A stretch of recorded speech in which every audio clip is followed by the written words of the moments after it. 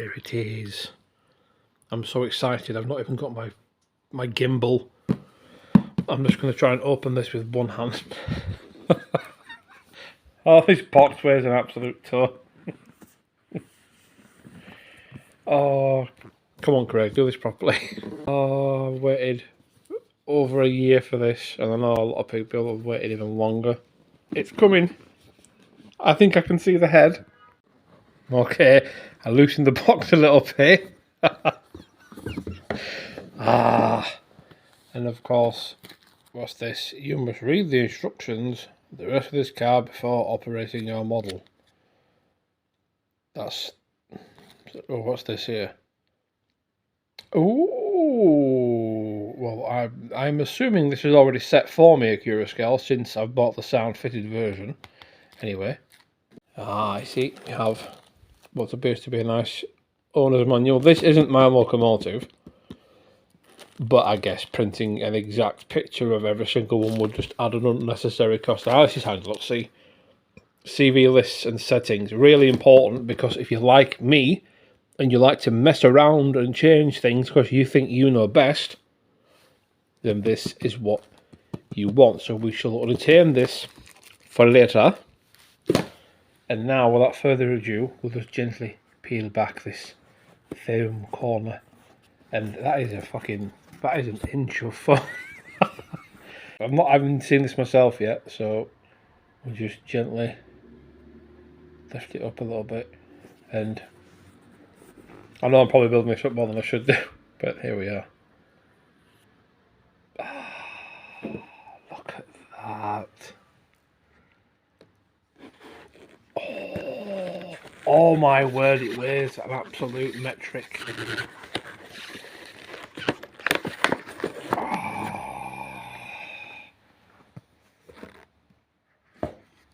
I can see a sack of extras.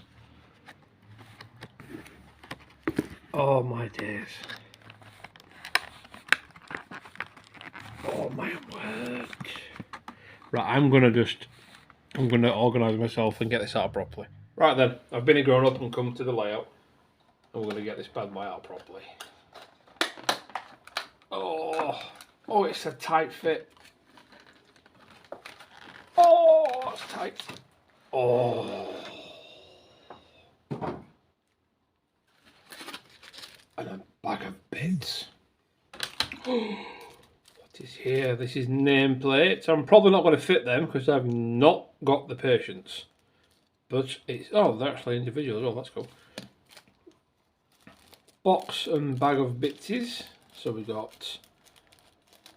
for some reason... I don't know why this is. There appears to be 4 different types of snowplow. I'm not sure why that would be. I see. There's loose separate ones. I think that's so you can do what I plan to do and have detail parts and KD couplings on either end. Okay, that's good. Well, anyway, we'll sort that out for a minute.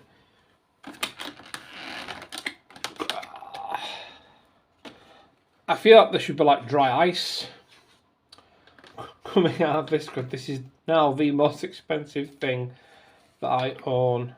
Careful, careful, careful. Oh, look at that now. Oh. Oh, matron. I'm just trying to find space to put everything down. Oh, look at that little beastie. And the chains. The infamous chains of much debate. Christ, look at that. They've even etched. That's metal. Is that metal? That's fucking metal. They've got metal kick plates on the stairs. Sprung buffers, of course. Oh, yes. Okay. Let's try and get this on the layout. I will put it here. Should be on address 3. All being well. Focus the camera, Craig. There we go. Engine driver. Power. So I'm going to give this a good 30 seconds or so to power up. Let's see if the lights work. There we go. Well, I've got the sound working.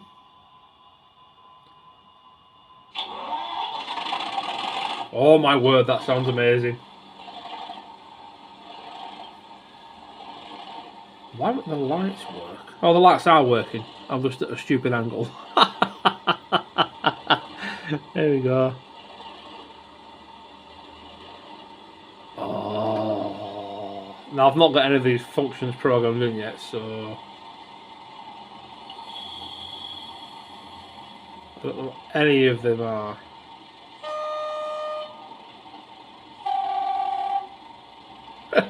Little froggy horn.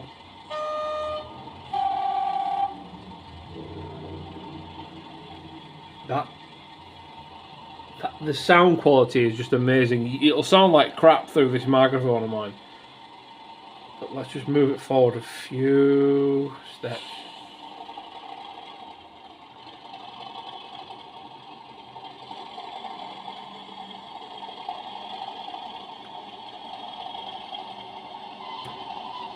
Very nice brake sound. Very nice brake sound.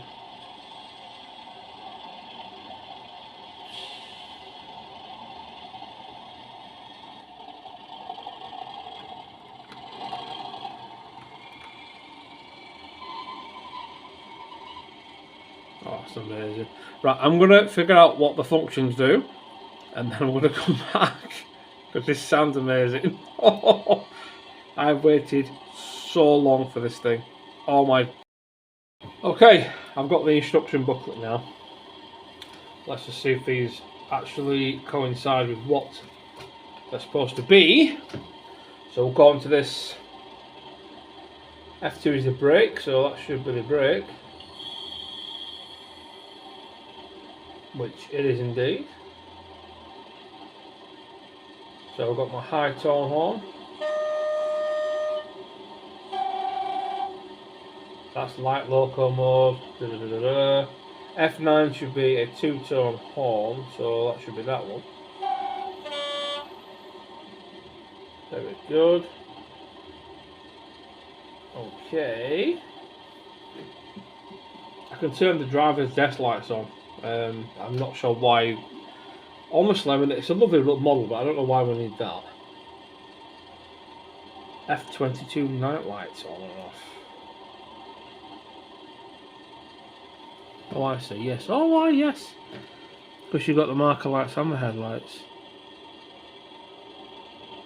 That's really clever. Okay. Good. So if I hold down this button and press this,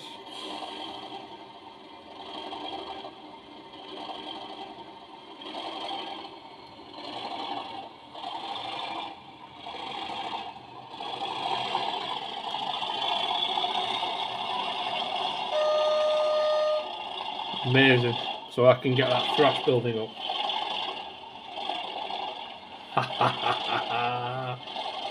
That's so cool.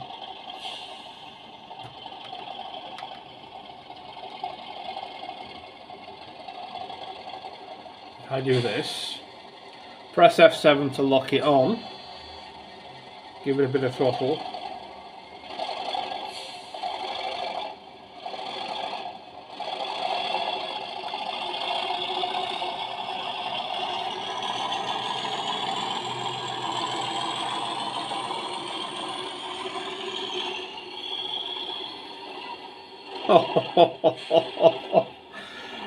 I promise you now, if you've never ever experienced a sound locomotive with a decent speaker inside it, this will still not prepare you for how awesome this sounds.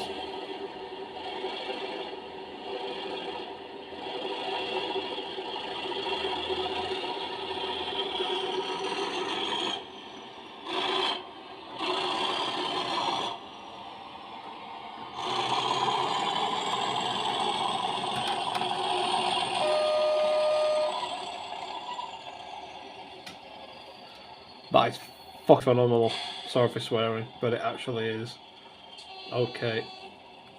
I'm going to get rid of Evening Star. And I'm going to get this bad boy on the main loop. Okay.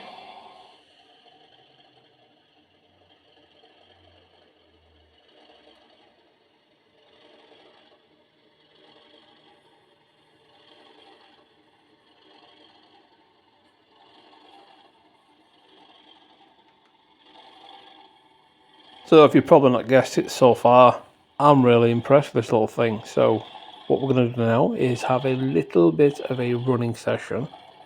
Have a look at the shunting, see how she performs on the layout itself with a couple of wagons.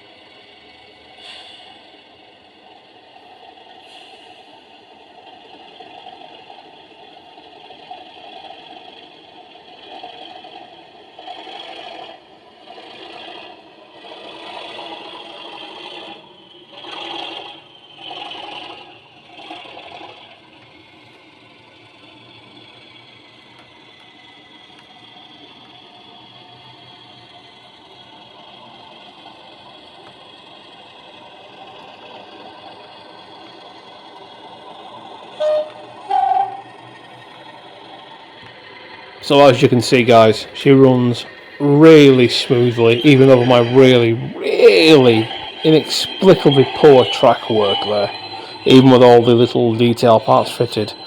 Admittedly, all I've got at the minute is the snow plows.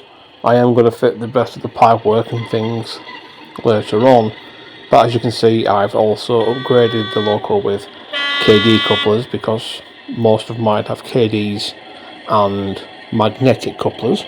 There's an absolute plethora of functions with this locomotive. You can turn the tail lights on and off to simulate running of a train. As you can see here, I've turned them off. Simple to do, just the press of the button, and that really shows the power of DCC for things like this. One thing I could have probably done without is the option of turning on the desk lights. Yes, the locomotive has desk lights and it has engine room lights. Yeah, okay, that's nice to see, but why? There's nothing much in the engine room, just a little bit of subtle detail behind the glass pane there. Yes, it's nice that they've got the detail there, but does it really need illuminating? I don't think it does, and I think what's happened now is, because we're seeing manufacturers add things like dashboard lights, I mean, come on, let's be honest, you're never going to see that from operating angles or any other sort of angle unless you look at the locomotive in the right position. It's all very well trying to justify having them, but really, I think the only reason we're seeing functions like spinning fans and desk lights and engine room lights, and even to a degree firebox flicker, is because we've come so far now in terms of how detailed and accurate a model can be. There's just not much else we can do now, and manufacturers are probably struggling to set their product aside from anyone else's. Of course, whilst on paper this seems good because it means manufacturers are constantly striving for innovation, the downside is we end up paying upwards of 300 quid for functions that we're never ever going to use, never ever going to benefit from, and mostly never ever even going to see. So why have them in the first place? So long as it looks good, runs well and sounds the part, I think we can call it done. I mean, we had trouble with the bogey chains, with the Deltic. They've sorted that out now on this model. Don't think we'll have that problem again. I just think we need to have a long, hard think about what we want from models in the future. Do we really want to see manufacturers adding detail that's so fine and so insignificant, because it will boost the price of the model, and these models are already very expensive. So I think there has to come a cut-off point where we say, look, enough is enough, we have enough detail now, it's as simple as that, look elsewhere. We've got the detail sorted, we don't need more detail. Look at things like ease of use for the end user, ease of DCC fitting, upgrading things like adding stay alives, or even including them in the original packaging, if you will, or coming from the factory. Things like this. I mean, Hornby have got their Bluetooth decoders, okay, that's one way of doing it, I suppose, but I think what we need now from manufacturers, rather than lights that we can't see, is functions we can use, reliability and longevity. Okay guys, hope you enjoyed that video. As a lot of you know, I've been waiting a very, very long time for my Accurascale Class 37. This isn't the actual one that I had on pre-order originally. Originally I had 37402 Stephen Middlemore, but after a slight delay with the arrival of that particular model and a perfect coinciding post from Accurascale saying they'd found some more of Concrete Bob in their warehouse, I say found. Anyway, I immediately cancelled my pre-order and bought that thing straight away with my cash pound notes. And as you can tell from the video, I really wasn't disappointed. Closing thoughts, it's not a perfect model. There are a few very, very small things which just add irritants to what could truly be a 10 out of 10 model.